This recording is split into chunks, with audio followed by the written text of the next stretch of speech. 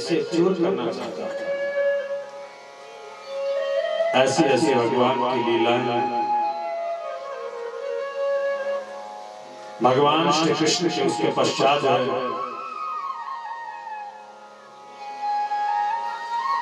धीरे धीरे जब बड़े हुए भगवान श्री कृष्ण के विशेष रूप से 8 विवाह होते हैं। रुक्मिणी, सत्यभामा, जामवंती, कालिंदी, मित्रवृंदा, नगनजिति, भद्रा और लक्ष्मण के साथ। और उसके पश्चात भौमासुर, भूमि से जो उत्पन्न हुआ है इस राक्षस ने प्रतिज्ञा की है कि मैं 20,000 कन्याओं को एक साथ इकट्ठा करके उनके साथ विवाह करूंगा।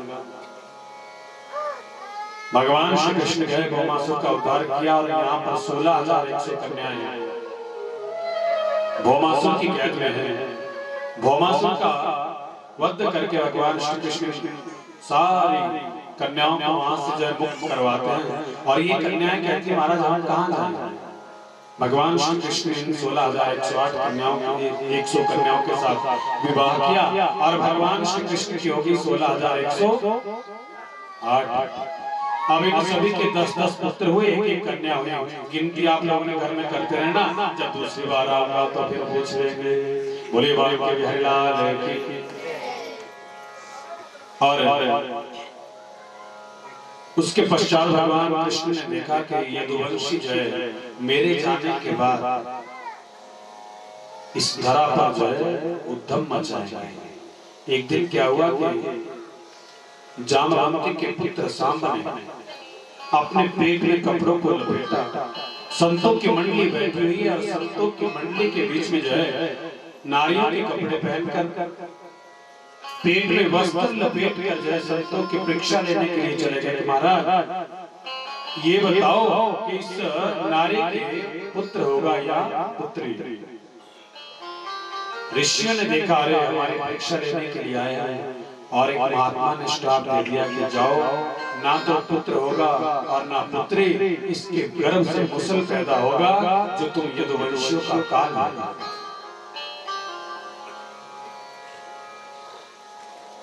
और जैसे घर में जाकर के कपड़ों को उतार करके देखा, क्या देखा? उन वस्त्रों के बीच में से लोहे का एक मुसल निकला, समुद्र के किनारे उसे घिसने लगे।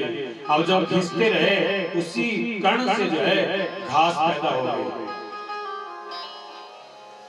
छोटा सा टुकड़ा बचा, उसे समुद्र में फेंक दिया गया। मछली ने उस टुकड़े को खा लिया। मछुआरे ने मछली को पकड़ लिया। मछली के पेट के काट को जब वो लोहे का टुकड़ा मिला उसने अपने बाण में लगा लिया। यहाँ समुद्र के किनारे बड़ी बड़ी घास पैदा हो गई। यदुवंशियों ने क्या किया कि उस घास को निकाला, एक दूसरे को मारने लगे और सभी का विनाश हो गया। बोले बाबा के बिहारी लाल की। और अंत में भगवान श्री कृष्ण कदम्ब के वृक्ष के नीचे सरकंडा की झाड़ियों में विश्राम मुद्रा में लेटे हुए हैं। अपनी टांग के ऊपर टांग को रखा है, पैर में मणि है, रात्रि का समय है, मणि चमक रही है। वही भील आया जिसने वो अपने बाण के आगे जो है लोहे का वो टुकड़ा लगाया है। रात्रि का समय है, हिरण की आंख समझ करके जो है भील ने प्रहार किया। भगवान कृष्ण के पांव में लगा और भगवान श्री कृष्ण इस धराधाम को छोड़ करके अपने गोलोक को वापस चले। गंगा के पावन तट पर यही कथा सुखदेव स्वामी राजा परीक्षित ने सुनाया।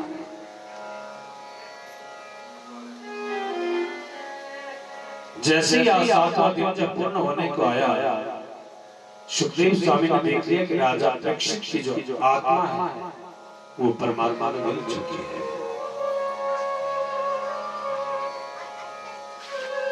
सुखदेव स्वामी अपने आसन से उठे और चले गए।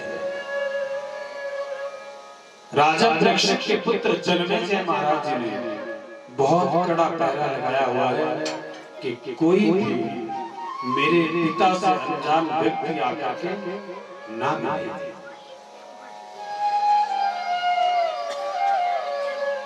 और तक्षक फलों के बीच में एक सूक्ष्म सा कीड़ा बनकर राजा परीक्षित के पास आकर के पहुंचे और उस नन्हे से कीड़े को देख करके राजा परीक्षित कह रहे थे, अरे ऋषियों के श्राप को सत्य पूर्ण होना है, इसलिए ऐसा करो, उस कीड़े को कह रहे कि तू ही तक्षक बनकर के जो मुझे डस। उतने में उस कीड़े ने तक्षक का रूप धारण किया, अपना रूप धारण करके राजा परीक्षित के शरीर को डसा और तक्षक वहां से चले गए। ये पता जब जन्मेजय महाराज जी को लगा और जन्मेजय महाराज जी ने जो है सर्पदंश यज्ञ करना प्रारंभ कर दिया।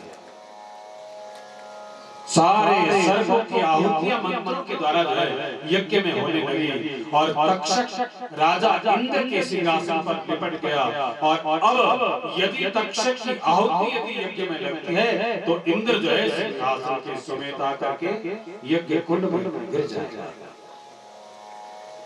नास्तिक मुनि आए और नास्तिक मुनि ने आकर के जन्मेजय महाराज जी को समझाया, देखो केवल मात्र आपके पिता के शरीर तक्षक ने डसा है, उनकी जो आत्मा है वो पहले ही परमपिता परमात्मा में विलीन हो चुकी है। तब जाकर के जन्मेजय महाराज ने इस यज्ञ को बंद किया।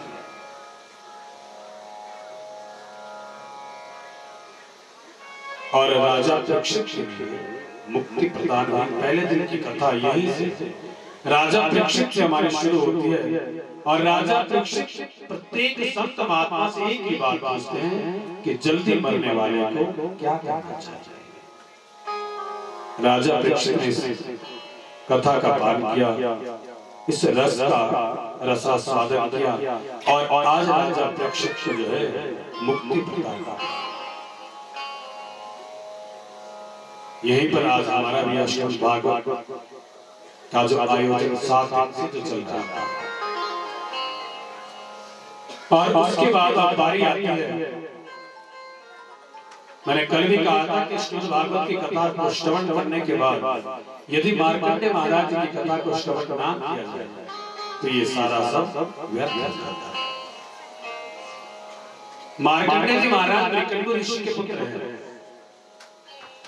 और कई वर्ष बीत गए। मृकंडू महाराज जी के यहाँ पर संतान नहीं हो रही। भगवान शंकर की आराधना की, भगवान शंकर प्रसन्न हुए। भगवान शंकर ने कहा कि देखो 7 जन्मों तक तुम्हारे संतान नहीं हो सकते, लेकिन हाँ यदि तुमने इतनी आराधना की है तो एक वरदान दे सकता हूँ, केवल मात्र 11 वर्षों तक परिवार के हरिलाल है 11 वर्षों तक मैं तुम्हें पुत्र सुख दे सकता हूँ, लेकिन जिस दिन तुम्हारा पुत्र 11 वर्ष का होगा उसकी मृत्यु हो जाएगी।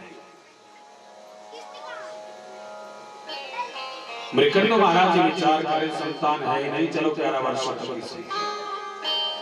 शंकर भगवान की कृपा हुई और मृकंडू महाराज जी के यहाँ पर सुंदर सुडोला सा बालक उत्पन्न हुआ। जैसे ये बालक थोड़ा सा बड़ा हुआ और उन्होंने क्या किया, शंकर भगवान की आराधना करने के लिए उस बालक को लगा दिया।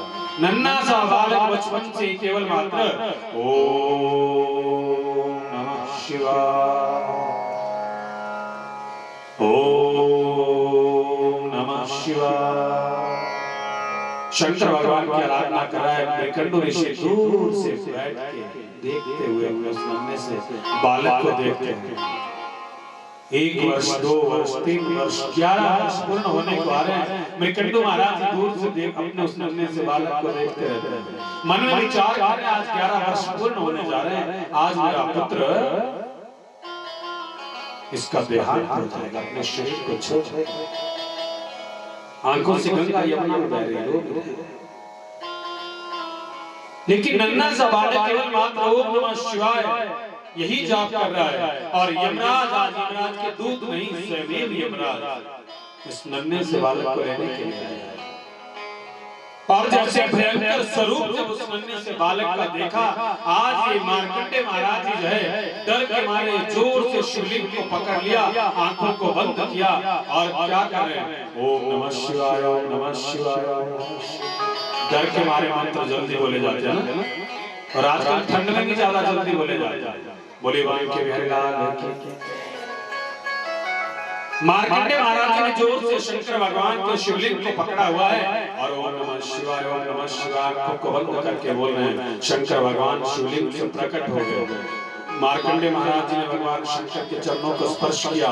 भगवान शंकर ने कह दिया जाओ चिरंजीवी भव। यमराज जी वापस चले गए।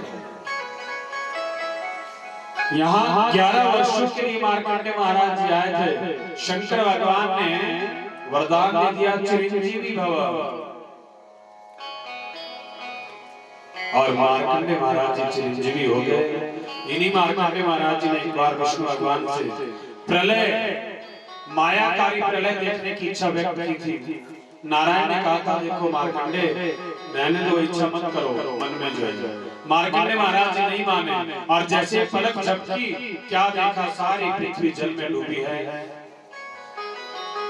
एक वट वृक्ष का पत्ता जिसके ऊपर एक नन्हा सा बालक लेटा हुआ है, अपने दाहिने पांव का अंगूठा मुंह में लिए हुए। करारविंदे न पदारविंदम मुखारविंदे निवेशयन्तम् वटस्य पत्रस्य फुटेशयात् बालं मुकुन्दं मनसा। आप लोग घरों में कई बार कैलेंडर देखते हैं, छोटा सा बच्चा पत्ते के ऊपर और अपना दाहिने पांव का अंगूठा अपने मुंह में लिए हुए। मार्कंडेय महाराज जी सारा दृश्य देख रहे। उतने में क्या हुआ, इस नन्हे से बालक ने जोर की सांस ली और मार्कंडेय जी महाराज उस बच्चे के पेट में चले गए। अब जब पेट में चले गए तो क्या देखा, वही करारविंदे न पदारविंदम मुखारविंदे न विनिवेशयन्तम् वटस्य पत्रस्य फुटेशयात् बालं मुकुन्दं शिरसा नमामि।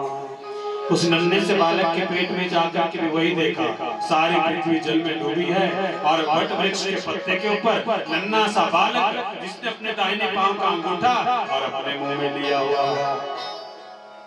इसी बालक ने जोर की सांस बाहर को छोड़ी और मार्कंडेय जी बाहर आ गए।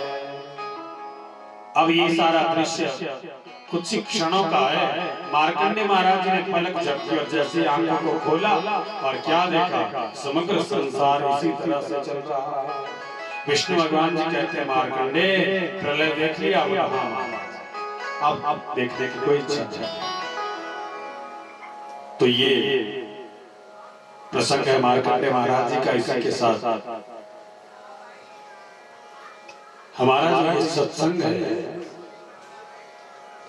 जो यहाँ किया वो पूर्ण होता है, सत्संग पूर्ण नहीं फिर चला जाता है। आज यहाँ खत्म हो गया, कल से फिर शाखरा चले जाएंगे, वहां चले जाएंगे। सत्संग की पूर्णाहुति नहीं होती, लेकिन जितना यहाँ किया। और एक बात बहुत आनंद आप लोगों के बीच में यहाँ पर आया और ये भी पता नहीं चला कि 7 दिन कैसे बीत गए। आपका मुझे पता नहीं, लेकिन मुझे पता नहीं चला।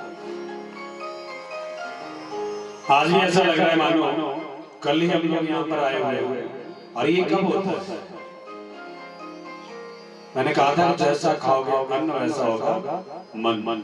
यदि यजमान का कहते हैं अन्न यदि सात्विक हो तो अवश्य ऐसा होता है। श्रद्धा से जब कोई काम किया गया हो। मैंने अपने आप में कहा था कि तूने श्रद्धा से मुझको बुलाया नहीं। भगवान कहते हैं कि तूने श्रद्धा से मुझको बुलाया नहीं, बिन बुलाए मैं भी तो आया नहीं, बिन बुलाए मैं भी तो आया नहीं। और श्रद्धा से बुलाया किसने? कि धरना जट ने पुकारा मैं झट आ गया, कि धरना जट ने पुकारा मैं झट आ गया, भिलनी का भोलापन ही मुझे भाग, उतरे सागर में जो उसको मोती मिले, खोज की जिसने मेरी मुझे पा गया। सत्संग का आनंद तब आता है जब यजमानों का अन्न जब सात्विक होता है। और देखो मुझे भी आप लोगों से मिलना था और ये सबसे बड़ा